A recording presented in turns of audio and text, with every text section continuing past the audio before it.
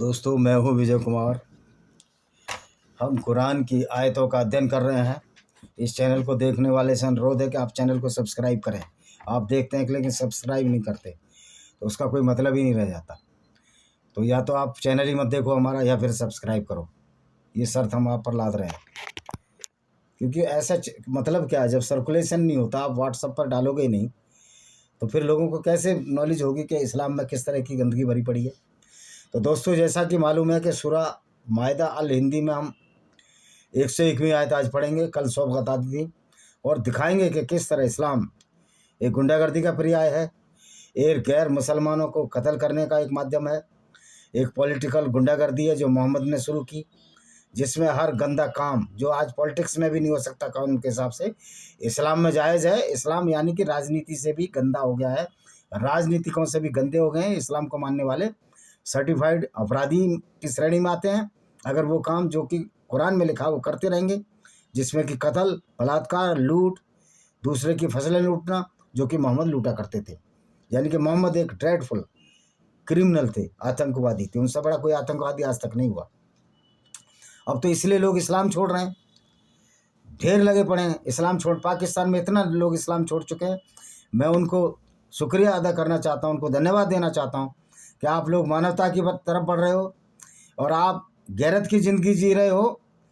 और जो मुसलमान इस्लाम छोड़ रहे हैं उनको फिर सल्यूट है कि आप इतने बेगैरती नहीं हो, इतने बेशरम नहीं हो, इतने निर्लज नहीं हो, इतने इतने गिरे और नीच प्रवृत्ति के व्यक्ति नहीं हो, जो ऐसे व्यक्ति को अपना पैगंबर मानो जो कि लुटेरा हो, बलात्कारी हो, पीडोफाइल हो, मेंटली रिटायर्ड हो और लोगों को बात बार पर कत्ल कर देता था, औरतों का कत्ल कराता हो, जो ऊँट से बंधवा कर, ऊँट की टांग से बंधवा कर औरतों का कत्ल कराता हो, अंधे आदमी को भेज कर एक औरत का कत्ल कराता हो, 105 साल के 120 साल के आदमी का कत्ल करा देता हो, क्योंकि मोहम्मद की गुंडागर्दी और लूट के पोल खोलते थे।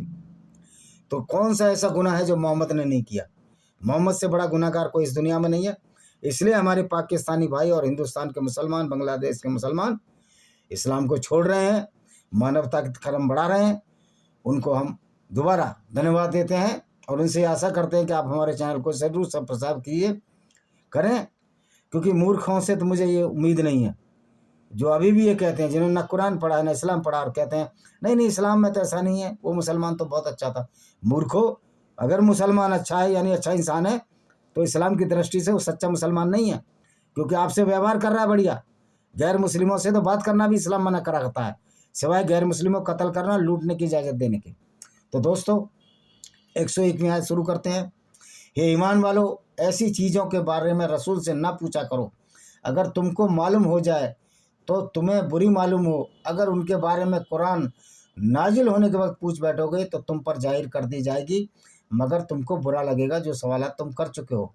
अल्लाह ने तुम्हें क्षमा कर दिया है। अब ये बताइए, ये अल्लाह का पैगाम तो नहीं है। ये रसूल से जब लोग सवाल पूछते थे, मोहम्मद जवाब नहीं दे पाता था। जब मोहम्मद ने झूठ बोला कि मैं अल्लाह से मिलने गया, एक तरफ मोहम्मद कहता था कि अल्लाह निराकार है, जब उसका शरीर नहीं है तो अल्लाह से मिलने कैसे चला गया। दूसरा, मोहम्मद ने उस मस्जिद में नमाज कैसे पढ़ ली जो मस्जिद बनी नहीं थी मोहम्मद के ज़माने में, जो बैतुल मुक़द्दस, जो कि अल अक्सा मस्जिद अब जेरूसलम में है, वो तो मोहम्मद की मौत के बाद तीसरे खलीफा उस्मान या उस्मान ने बनाई, जिसके नाम पर बाद में ओटोमन साम्राज्य चला या इस्लामिक गुंडागर्दी चली। तो मोहम्मद झूठा था, इसलिए अपने आप ही आयत उतारता था, कोई सवाल मत पूछो। इब्ने अब्बास रजुल्ला कहते हैं, कुछ लोग नबी सल्लल्लाहु अलैहि वसल्लम से उपवास के लिए प्रश्न किया करते थे। कोई प्रश्न करता था मेरा पिता कौन है, किसी की ऊँटनी खो गई तो आपसे प्रश्न करता मेरी ऊँटनी कहाँ है। इस पर आयत गुजरी। देखिए, मोहम्मद को वैसे तो सब कुछ मालूम था।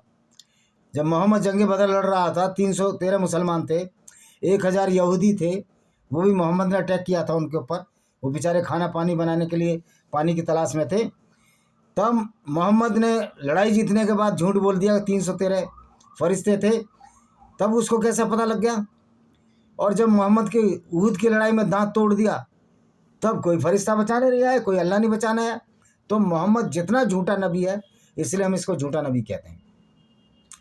102, तुमसे पहले भी लोगों ने इस किस्म की बातें अपने वक्त के पैगंबरों से पूछी थी, फिर जब बर्दाश्त न हो सका था उनसे मुनकिर हो गए। भाई देखो, लॉजिक सवाल तो पूछने पड़ेंगे। इस्लाम में किसी सवाल का जवाब कोई मौलाना की औकात नहीं होते थे, वो अल्लाह की औकात बता दे कोई उसका, क्योंकि अल्लाह है ही नहीं। मोहम्मद की औकात तो सबके सामने है कि मोहम्मद एक लुटेरा था, सर्टिफाइड किलर था, सर्टिफाइड क्रिमिनल था। 103 अल्लाह ने न कोई बहिरा, कान फटी ऊँटनी मुकर्रर किया, उसको बहिरा बोलते हैं, यानी बहरे को बहिरा, न साहिबा सांड, न वसीला जुड़वा बच्चे, न हाम बूढ़ा सांड मुकर्रर किया है। परंतु कुफ्फार अल्लाह पर बिना वजह झूठे दोष लगाते हैं, उनमें से अक्सर समझते नहीं। कुफ्फार क्या आज भी दोष लग रहा है इस्लाम पर, तो कि इस्लाम में गुंडागर्दी के सिवा कुछ नहीं है, तो आपके पास तो जवाब ही नहीं है।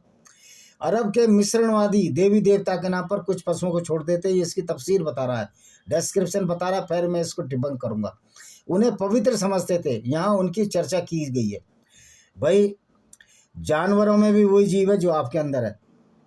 बहिरा वह ऊँटनी जिसको उसका कान चीरकर देवताओं के लिए मुक्त किया जाता था, उससे कोई दूध नहीं धो सकता था। साहिबा वह पशु देवताओं के नाम पर मुक्त कर देते थे, जिस पर न कोई बोझ ला सकता न सवार। वसीला वह ऊँटनी जिसका पहला दूसरा बच्चा मादा हो, ऐसी ऊँटनी को देवताओं के नाम पर मुक्त कर देते थे। हाम नर जिसके वीर्य से 10 बच्चे हों, उन्हें भी देवताओं के नर सांड बनाकर मुक्त कर दिया। भावार्थ ये अनर्गल चीज़ें हैं, इनने अल्लाह का आदेश नहीं दिया है। तो अल्लाह ने जो आदेश दिया है गैर मुस्लिमों को कत्ल करने का, गैर मुस्लिमों के पूजा स्थलों को तोड़ने का, मूर्तियाँ तोड़ने का, तो अल्लाह से ज़्यादा तो अनर्गल कोई काम ही नहीं कराता। अल्लाह तो ऐसा अत्याचारी है। ऊँटनी ऊँटनी को किसी ने छोड़ दिया तो अल्लाह को क्या खुजली है, लेकिन अल्लाह तो कातिलों का सरदार है। अल्लाह ने एक ऐसा पैगंबर भेजा जो काफिरों को कत्ल करता था, काफिले लूटता था, बाजारों में लूट मचा देता था, औरतों को बाजारों में बेचता था, लोगों को नंगा करके कत्ल करता था। मोहम्मद के पागलपन की तो इंतहा है, और इसी पागलपन को आज हमारे मुस्लिम भाई भी करते हैं। शुक्रवार की नमाज से पत्थर निकालेंगे। अल्लाह अकबर, भाई अल्लाह अकबर नहीं, अल्लाह नीच है, कुकर्मी और पापी है, जो ऐसा पैगंबर भेजा जो कि अपराधी है। 104वीं आयत। और जब उनसे कहा जाता जो कुरान अल्लाह ने उतारा उसकी तरफ और रसूल क्या हो, और जो कुछ कहे उसे मानो, तो कहते हैं हमने जिस रंग में अपने दांत पाए वही हमारे लिए काफ़ी है। तो मोहम्मद को बोल देते थे हम तो यहूदी हैं, यहूदी रहेंगे, या ईसाई ईसाई रहेंगे। तो तुमसे तो यहूदी और ईसाई अच्छे हैं कम से कम। उनकी किताब में कत्ल तो नहीं लिखा, मतलब मुसलमान बनने का मतलब वो बेचारे यहूदी जो इस्लाम में आ जाएं, या कोई भी हिंदू इस्लाम में आ जाए तो सर्टिफाइड गुंडा हो जाता है, क्योंकि इस्लाम तो गुंडागर्दी का पर्याय है, गुंडागर्दी का बायस है। इस्लाम इसके सिवा कुछ ना हो, तो अपने बाप दादा के मार्ग पर चलना ज़्यादा अच्छा है। मैं कहता हूँ नास्तिक रहना ज़्यादा अच्छा है बजाय मुसलमान बनने के, क्योंकि तो गुंडागर्दी है, खुली गुंडागर्दी है इस्लाम। हे ईमान वालों, जब तुम अपनी खबर लो, जब तुम सुपथ पर हो, तो कोई अल्लाह गुमराह करे तुम्हें नुकसान नहीं पहुंचा सकता। तुम सबको अल्लाह की तरफ लौट कर जाना है, तब उस समय नेक और बुरा जो कुछ दुनिया करते तुम्हें बताए। कोई अल्लाह है ही नहीं तो उसकी तरफ जाना क्या है। और सुपथ अच्छे रास्ते पर तो मुसलमान चल ही नहीं सकता। क्या लूट करना, कत्ल करना, औरतों को बाजारों बेचना ये अच्छा रास्ता है जो मोहम्मद करता था? ये सवाल मुसलमानों तुम्हारे ऊपर है, ये तुम्हारे कुरान से बता रहा हूँ, मैं अपनी तरफ से कुछ नहीं बता रहा। हे ईमान वालों, जब तुम में से किसी के सर पर मौत खड़ी हो तो वसीयत के समय तुम मोमिनों में से 2 न्यायप्राय की गवाही होनी जरूरी है। और जब तुम संयोग से कहीं का सफ़र करो, सफ़र में तुमको मौत मुसीबत का सामना हो, तो 2 गवाह गैर मोमिन सही, और अगर तुम्हें हक हो तो उन दोनों को नमाज के बाद रोक लो। फिर दोनों अल्लाह की कसम खाएं, हम इसके बदले कोई मूल्य स्वीकार करने वाले नहीं हैं, चाहे कोई नातेदार क्यों ना हो, न हम अल्लाह की गवाही चाहते हैं। तो अगर तो ये कह रहा है 2 गवाह ले लो और उनको अल्लाह की कसम खिला दें, मुसलमान बना दो। यानी कि मुसलमान बनाने का मोहम्मद ने जो अरबी लोग थे, यहूदी लोग थे जो मिलजुल कर रहते थे, सबको अपराधी बना दिया। तो मोहम्मद का सबसे बड़ा दोष ये है कि मोहम्मद ने एक पूरी कौम को अपराधियों की श्रेणी में ला दिया।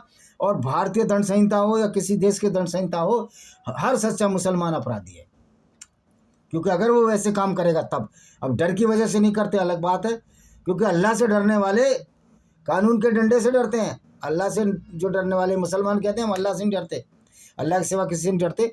तुम सबसे डरते हो, तुम कायर हो और डरपोक हो, क्योंकि तुम अपराधी हो। तुम जानते हो तुम्हारा पैगंबर भी अपराधी था, लेकिन तुम मन मन में उसको निकाल कर अपना गुब्बार निकाल नहीं सकते। तुम डरे हुए लोग हो, कुंठित लोग हो, इसलिए तुम्हारी हर जगह भर्त्सना हो रही है। तुमसे कोई इज्जत से बात करना भी नहीं चाहता, क्योंकि इस तरह की आइडियोलॉजी के मानने वाले कातिल और बलात्कारियों से कौन फेसबुक फ्रेंड बनेगा, कौन वो इज्जत करेगा।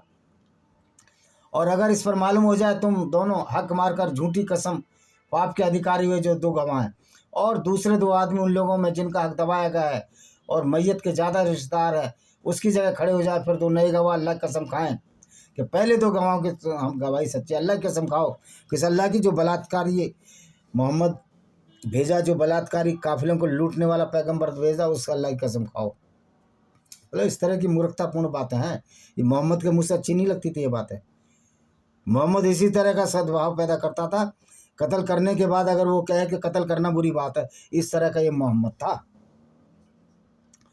या दाऊद इब्राहिम कहे मैं सही आदमी हूँ, तो दाऊद इब्राहिम से भी गया बीता है मोहम्मद। तो इसमें इसकी अधिक संभावना है कि इस तरह आखिरत के डर से ठीक ठीक गवाही दे या दुनिया की रसवाई का अंदेशा हो, तो कहीं हमारी कसम दूसरे पक्ष की कसमों के बाद रद्द न करनी जाए। मुसलमानों, अल्लाह से डरो। अब अल्लाह बदचलन लोगों को सीधी राह नहीं दिखाता, बिल्कुल सही बात है। अल्लाह जितने भी मुसलमान हैं उनको सीधी राह दिखाई नहीं, कि हर मुसलमान बदचलन हो जाता है, इस्लाम को पढ़कर अपराधी हो जाता है, बलात्कारी हो जाता है। कि जब इनका मोहम्मद ही ऐसा है, तो एक कहावत है कि एक बच्चा 18 साल का हो गया, वो गांव में सड़क पर खड़े होकर पेशाब कर रहा था। लोग कहे भाई अब खड़े होकर पेशाब मत करो, आप तो बड़े हो गए हो, शर्म नहीं आती आपको? तुम्हारे पिताजी से कह देंगे।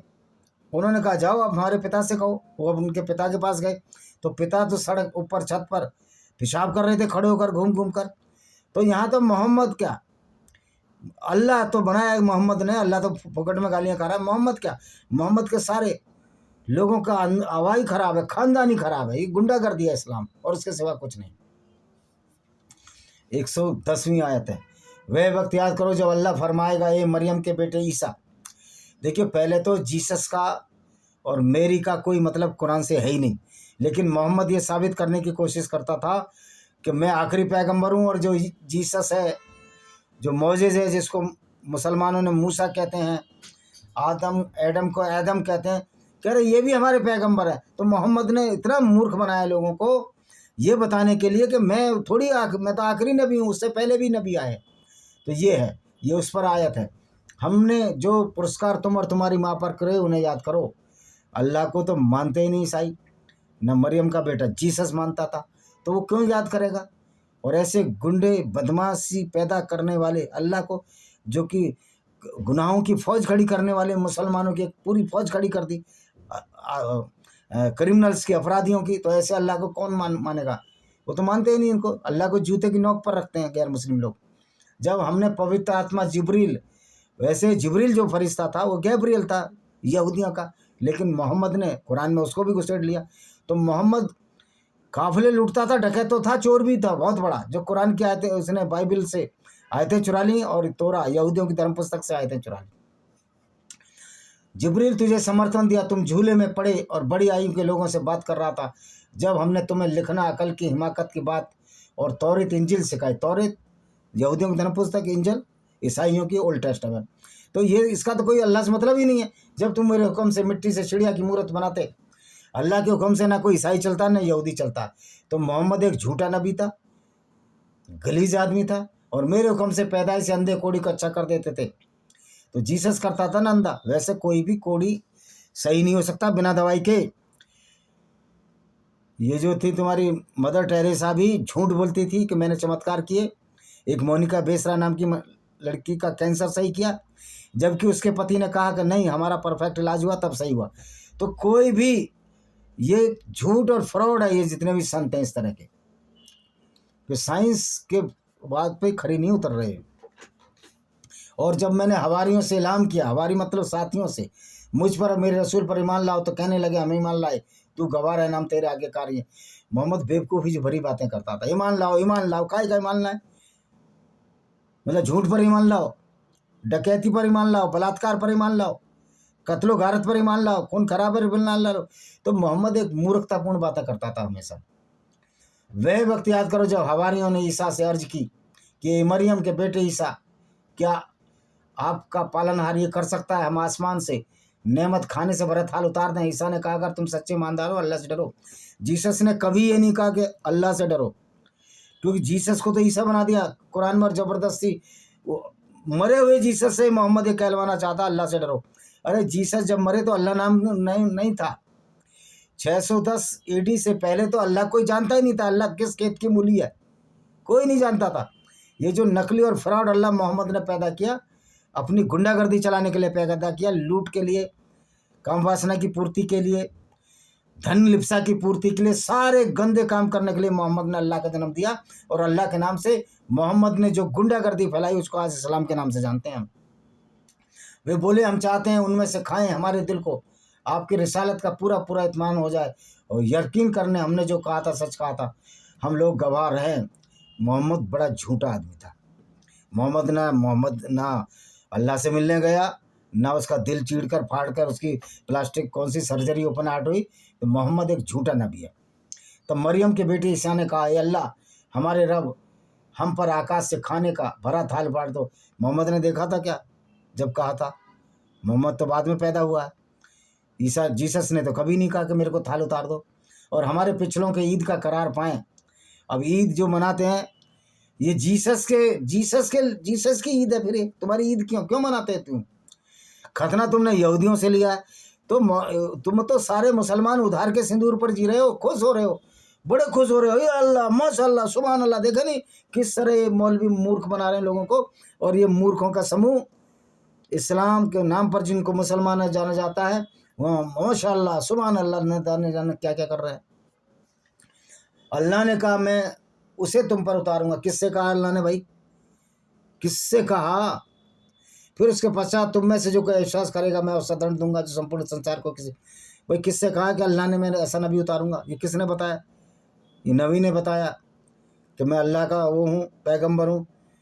और उसकी पत्नी और उसका चचेरा साला बरका बिन नोबिल, यानी कि घर की पंचायत, खुद ही अल्लाह, खुद ही मुल्ला, खुद ही पैगंबर बन गया। इसलिए मोहम्मद का दिमाग भी कुछ सटका हुआ लगता था। तो इस तरह की बातें एक पागल आदमी कर सकता है।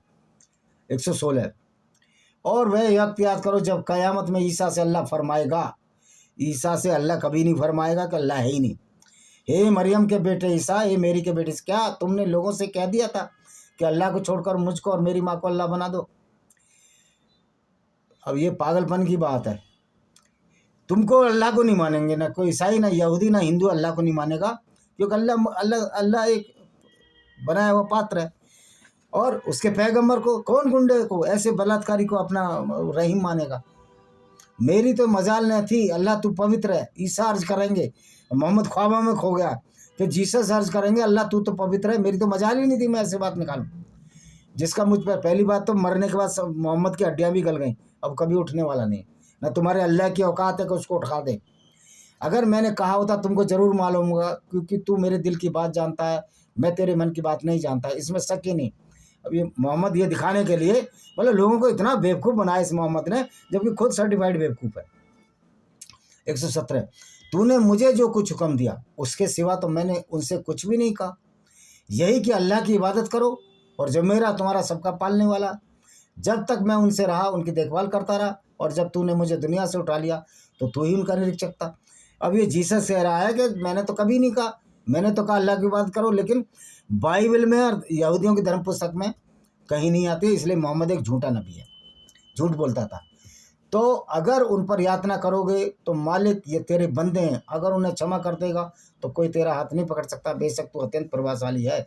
ये अल्लाह प्रभावशाली, जीसस कह रहे हैं। अल्लाह से तो डरपोक कोई नहीं है। अल्लाह ना प्रभावशाली, अल्लाह है ही नहीं, अल्लाह का कोई एग्जिस्टेंस ही नहीं, तो काहे का प्रभावशाली होगा? अल्लाह कहेगा कि ये वह दिन है जब सच्चों बंदों को उनकी सच्चाई काम आएगी, उन्हें हरे भरे स्वर्ग के बाहर होंगे। तो मोहम्मद को नहीं मिलेगा स्वर्ग, क्योंकि मोहम्मद झूठा नबी था, उसको स्वर्ग मिल ही नहीं सकता, क्योंकि वो झूठ बोलता था। अल्लाह से मिलने गया, झूठ बोल दिया, मस्जिद बनी नहीं, नमाज पढ़ ली, झूठ बोल दिया। जिसके नीचे नहरें होंगी उसमें सदा रहेंगे। नहरें जारी, नीचे बाग के नीचे नहरें होंगी, पेड़ों के नीचे नहरें बह रही है, बताओ, उसमें सदा रहेंगे। तो फिर पेड़ के नीचे नहर बह रही है तो उससे क्या लेना देना है? हमको क्या फ़ायदा उस चीज़ का? ये तो पूरी पृथ्वी में अंदर जल है। अल्लाह उनसे प्रसन्न, अल्लाह खुद यही बड़ी कामयाबी है। अल्लाह उनसे खुश है, यही बहुत बड़ी कामयाबी है। तो भाई अल्लाह तो उनसे खुश है जो बलात्कारी पैगंबर था, लुटेरा था। सारे आसमान ज़मीन जो कुछ है सब अल्लाह की सल्तनत है, चाहे कुछ कर सकता है। अल्लाह क्या कुछ भी नहीं है। अल्लाह तो मोहम्मद का दांत नहीं बचा पाया। अल्लाह मोहम्मद को ये भी नहीं बता पाया कि यहूदी औरत ने भेड़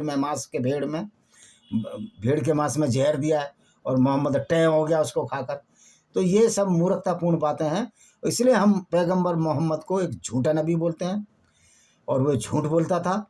और इस मुसलमान भी, इनको बिल्कुल शर्म नहीं है, बेशरम लोगों को, ऐसे को अपना पैगंबर मानने में कोई शर्म नहीं है, जो लुटेरा बलात्कारी कातिल था, हत्यारा था, फसलें लूटता था। तो दोस्तों ये था इनका मोहम्मद, जिसको हम झूठा नबी के नाम से आज बताएंगे। और इसी के साथ हम इस वीडियो को विराम देते हैं। वंदे मातरम, जय हिंद, आपका दिन शुभ हो।